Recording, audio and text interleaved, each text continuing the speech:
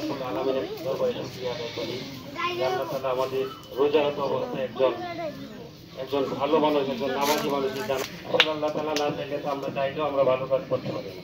সেজন্য সৃষ্টিকর্তার শুকরিয়া আদায় করা। পূর্বে উনি কমিটির সভাপতি, উনি অত্যন্ত নিষ্ঠার সাথে এই মসজিদের খেদমত করেছেন এবং ৫ ওয়াক্ত নামাজ জামাতের সাথে আদায় করেছেন। আল্লাহ তাআলা ওনাকে যেন এই মসজিদের খেদমতে ওসিলা করে আল্লাহ তাআলা তাকে জান্নাতুল ফিরদৌস ব্যবহারে একজন অধিকারী মানুষ ছিলেন। আসলে আমরা সবাই চলে যাওয়ার সময় আসলে আমাদের বুঝে শুধু এই আমলটুকু যাবে।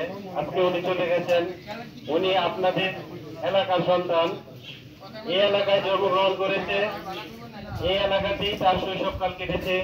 পরবর্তীতে কর্মজীবনে হয়তো দেশের বিভিন্ন জায়গায় অবস্থান করেছেন, অত্যন্ত প্রশংসার সাথে কাজ করেছেন।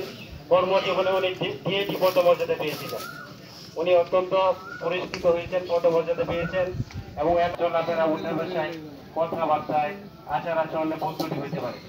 যদি কোনো ভুল হয়ে থাকে ওনার পক্ষ থেকে আমি ক্ষমা চেয়ে এনেছি, আপনারা হচ্ছে মাফ করে দেবেন আর ওনার জন্য দোয়া করবেন, আল্লাহ তাআলা যেন ওনাকে জান্নাতুল ফিরদৌস নসিব করেন। আপনাদের কাছে একটা আবদার করব, যে আবদারটা হলো এই নুর ইসলাম ভাই আপনাদেরই গ্রামের ছেলে, এন থেকেই সে বড় হয়েছে, বাল্য জীবন কিশোর জীবন অতিবাহিত করছে, তারপরে চাকরিতে গেছে। তো ওনার জন্য আমরা ক্ষমা করব।